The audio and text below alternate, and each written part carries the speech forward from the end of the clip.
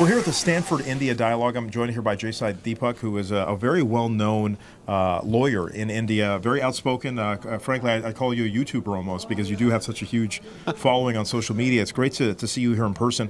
I just wanted to get your perspective on what we miss about the India story quite often. You know, we have narratives that have been constructed about India historically, and as someone that grew up here, for those people that watch our content, oftentimes India was portrayed along the lines of Ethiopia. Right. Very poor country, emaciated children, flies on the faces. I mean, literally, that's how India was portrayed. Right. You, at least in the talks that I've seen of you online, you talk about India's rich heritage, and obviously India is a very different country today. So tell me where the disconnect is between what's actually going on in India today versus the perception, let's say, in the Western world. I think the problem is that certain publications here wish to continue looking at India the way they have for decades now. And it's unfortunate that the very same publications happen to be the go-to portals for even the Indian diaspora here. I think members of the Indian diaspora must travel to India or Bharat as often as they can so that they can see the change on the ground for their own. Come back and be ambassadors who disseminate the information, the news of the change to the rest of the community here, and also change stereotypes about Bharat, about our culture. So most people are sometimes ashamed of being called as people coming from the land of snake charmers. I have a slightly different question. If you value dignity of labor, what's your problem with the snake charmer? So I think we have to start questioning the certain fundamental opinion about Bharat, that it is destined to remain a third world country. It is destined to wallow in poverty, so on and so forth. The rapid change of the last 10 years, I don't think has been easy for quite a few people to digest. And that reflects poorly on those who claim to be purveyors of equality and prosperity and democracy. The Indian diaspora, I think, should invest more in American public life for multiple reasons. One, to safeguard its own domestic interests, and also to prevent distortion of the India story or the Bharat story. Because according to me, at least under the laws of the US, you're allowed to have dual allegiance, apart from multiple, let's say, nationalities, so to speak. So you wouldn't exactly be disloyal to United States by being loyal to India, particularly when we constantly speak of how both countries are meant to be natural partners and how they have multiple shared values. So my problem with the diaspora, or at least my criticism, has been that you've been blessed with abundance. Perhaps it's time to flex it the right way and make sure that the Bharat story is no more distorted. And while we continue to change the realities on the ground there, you at least make sure that the changed realities are reflected the right way here. That would be my expectation. Prime Minister Modi, he's a figure that I don't think is still very well known in the United States. Right. We happened to go to Howdy Modi in Houston. We went to the Silicon Valley event, grandiose events. The first time we had seen any kind of Indian political leader of any sort command that kind of attention, that kind of crowd. Still, I think the general American populace does not have a sense of his true story.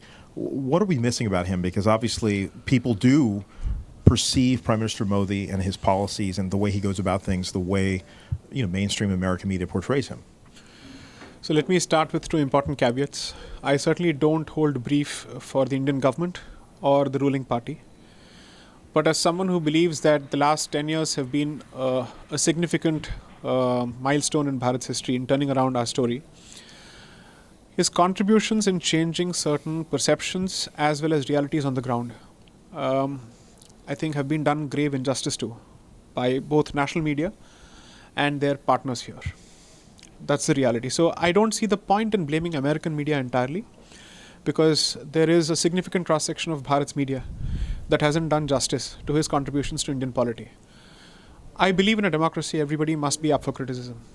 And I don't think Mr. Modi should be an exception to that. And to the best of my knowledge, there hasn't been a single instance where anybody who's criticized him, either in public or in private, has paid the price for it in any way. That hasn't happened. In fact, going by what you get to read on a daily basis, he's perhaps the most critiqued and criticized person in Bharat on a regular basis. So I don't think there is any basis to this myth of him being anti-democratic. Now, people might say that he is authoritarian or authoritative. I'd like to ask a slightly different question. You're looking at a population of 1.4 billion with millions under poverty. And the state of affairs that he took charge of in 2014 wasn't exactly pretty. How do you expect him to turn the story around without actually flexing a firm hand? The realities of Bharat are different from the realities of a developed America. And therefore, the chaotic, vibrant democracy that you expect of America shouldn't be the same expectation that is foisted on a country that is trying to make ends meet even today. Because the priorities are different. I'm not saying that therefore free speech is not a priority. I'm not saying it's not important. But when you're trying to make sure that you're trying to lift hundreds and millions of people from grinding poverty, there are certain decisions that you must take, which may or may not always be based on consensus. Okay? And I think it's important for people to realize that the fundamental definition of democracy is not that it functions on consensus. Right? So people have unrealistic expectations when one particular ideology or one particular, let's say, party or dispensation is in power, which is very hypocritical. Okay? And two, when there are enough and more beneficiaries who can vouch for and attest to the benefits that they have enjoyed as a consequence of his initiatives over the last 10 years, who are these people who get to pontificate about how things must be done beyond a point? Because if you were to go and talk to the person who's actually benefited from it, he is going to say, I have suffered this for generations. At this point, I care about the end and not the means. And I haven't seen anybody present with evidence, even remotely credible, to show that the means have been anything but democratic. Nobody's been able to say that the elections have been rigged or unfair. Nobody's been able to say that Mr. Modi's rise to power has come at the expense of institutional autonomy or institutional democracy, so to speak. When you're not able to present that credible evidence, you seem to be formulating a new myth altogether, which is to call it an electoral theocracy or an autocracy. So I think there is nothing that can be done to prove us right or to make you happy. Some people have a tendency to constantly run others down. So be it. Beyond a point, I think for somebody in his position, what matters most is that he must deliver the goods to the best of his ability and leave a legacy behind of institutional respect as well as respect for democratic norms, and most importantly, instill a sense of civilizational pride in a society that has suffered centuries of oppression. Okay? Which I think he's done successfully, and he is doing successfully, notwithstanding my own criticisms of quite a few of his policy decisions. That remains, but this is equally a fact. Well, that being said, here in the United States, we're very happy to criticize our political leaders. So I think that's right. Where I think you and I can certainly agree. In India, though, there's a lot of folks that don't believe that Prime Minister Modi gets scrutiny. Is that the case? I mean, there's a lot of folks who do not think the media is challenging. Perhaps, I mean, in this day of Google, I don't think anybody can get away with this kind of, how do I put it, unverified nonsense. You should just do a random Google search of Mr. Modi and pick your choicest of words when it comes to criticism, and you're bound to find reams and reams of news material on it. There's an entire media establishment that has dedicated itself only to criticizing him. And I haven't seen a single anti-democratic action being taken against them, even in the name of national security, to stifle their ability to criticize him. There have been instances where sections of the media have acted positively against the interests of Bharat, including its security interests. And even in those instances, when the government takes action in accordance with the law, by the rule of law, by the letter of the law, somehow free speech and freedom of the press becomes the go-to defense, even when the press has endangered the security of the country. Okay, I don't think the fourth estate gets a free pass when it comes to national security. National security cannot be the Hail Mary pass to run down freedom of speech. I understand that. But free speech cannot be the Hail Mary pass each time the media chooses to cross the line and sacrifices national interest. That is something that people don't wish to talk about. And I think that is precisely the reason that, my apologies for saying so, that America is looking at a certain state of affairs which are far from desirable. Because you've allowed your media establishment to run amok and run riot. Well, we do have media figures right now, journalists that are being prosecuted by our federal government right now for having confidential sources, for leaking information. If we deal with nobody is that here. above law, the media isn't either. That's the bottom line. Interesting perspective there. I think we could probably debate that for a long time. But let me ask you about the opposition party briefly, since you have context. Here at Stanford a few months ago, we had a chance to sit down when Rahul Gandhi was here speaking to the students. Give me your perspective on the Congress Party. They, largely predominated the Indian government scene for decades, and all of a sudden it seems like it does look like Prime Minister Modi will likely win that third term. See, I don't know if I have the skill sets to predict the outcome of the 2024 general elections, but I do believe that the Congress party is out of sync and out of phase with the Indian electorate. And they have mastered the art of shooting themselves in the foot, time and again. I think you should, when you're in politics and especially in public life, the one skill set that is expected of you is to know how to read the room and to know which way the wind is blowing, to understand how public sentiment has changed, and whether the Overton window has shifted or not. I believe that the Congress party has lost the ability to read the room. It doesn't understand the Indian psyche anymore. And as someone who has done a fair bit of reading and writing on the Congress history, I don't think the Congress party of today represents national interest by any yardstick or imagination. And I don't say this with pride. I say this with a lot of disappointment. Because in a democracy, you need a responsible opposition which knows how to criticize constructively and also present a formidable opposition to the policies of the government, so to speak. Mr. Modi, whether you like it or not, has been blessed with a mockery of an opposition, which I don't think bodes well for democracy in general. Okay? And that's not his fault. That's not his fault at all.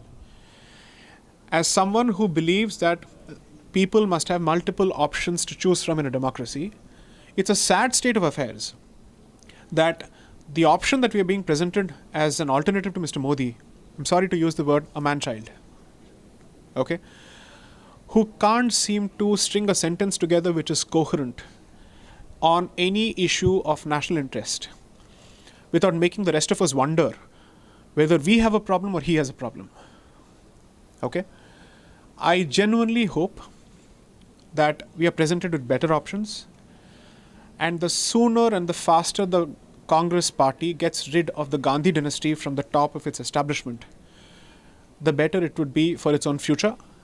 Because I don't believe that in a population of 1.4 billion, the BJP is the only possible option. There must be other options. And why aren't those options gravitating towards the Congress party? What is the problem there?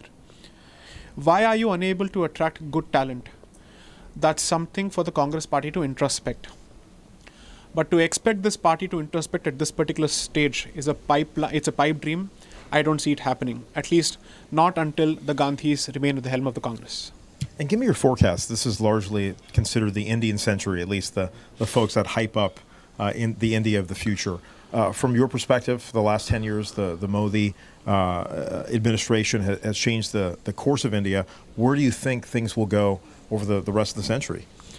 The West in general has a tendency to hype up a potential market. So because Bharat or India represents a huge market, therefore there's an incentive for the West to call it an Indian century. So I'm not going to buy into those predictions. I'm looking at it from an insider's perspective. There is a cultural resurgence, there is an economic resurgence, and the best part is there's a fantastic demographic dividend. And if this demographic dividend is channeled in the right direction, I genuinely hope that we will no more be an aspiring middling power. We are at least capable of being at the big table of big powers. Now, whether that translates to the position of a superpower or not is not something I'm interested in. As long as we are able to secure our interest, and as long as we are able to secure a safe neighborhood, which it is not at this point, I don't see the point in having aspirations beyond that except to protect your national interest. And I think the limitations of being a superpower and the downsides of it, America is beginning to realize. So I genuinely believe that we have the potential and the ingredients to make ourselves count, hopefully in the next 25 years, if things go right. What have you personally learned talking to members of the diaspora, all your fellow countrymen, about India in light of the fact that you become a public figure? It's interesting that life has come a full circle for Bharat, where the Indian diaspora is interested in the views of resident Indians on the problems that the diaspora faces in US. So we've come to that. I don't know whether it's fortunate or unfortunate, but it also means that it says a lot about the journey of Bharat, at least since the 90s, when it was literally looking for bailouts. And from there to 2024, where the Indian passport commands a certain degree of credibility. I'm not interested in power projection, but it certainly has a certain degree of credibility and respectability. And students and Indian diaspora living abroad know that there is a government back home which cares for them and which will look out for them in hours of crisis. That is the most powerful and the most important message that you can send as a country, that you will look out for your people. There used to be a saying that because India has so many people, the government doesn't care. I mean, what difference does it make if a few lakhs die in a cyclone or a hurricane or whatnot? That used to be the statement made in the early 90s or 2000s about Bharat. This used to be said by the British monarchy about Bharat even in 2000s, whenever there were floods in Bharat. But today it has come to a point where you're seen as a responsible state in an otherwise rogue neighborhood. Okay? And that, I think, speaks volumes, not just of our constitutional establishment, but us as a people, us as a civilization, because that is what has made the possibility, that is what has made a constitutional democracy possible in the first place. So I typically believe it's the people who make the constitution, not the other way around. And as someone who practices constitutional law, I know for a fact that a document can go one way or the other. But it's ultimately the inherent barometer in people's headspaces that decides the future of the country.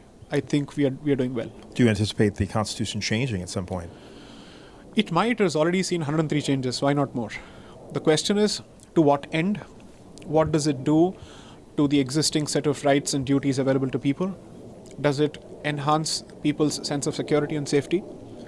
So it would depend. And knowing the track record of the number of amendments the Constitution has been subjected to, it's bound to happen. The question is, will it address certain legacy issues that Bharat has inherited as a consequence of its thousands of years of tryst with invasions and whatnot? Let's see. Sai Deepak, thank you so much for your time. Thank you so much. Thank you.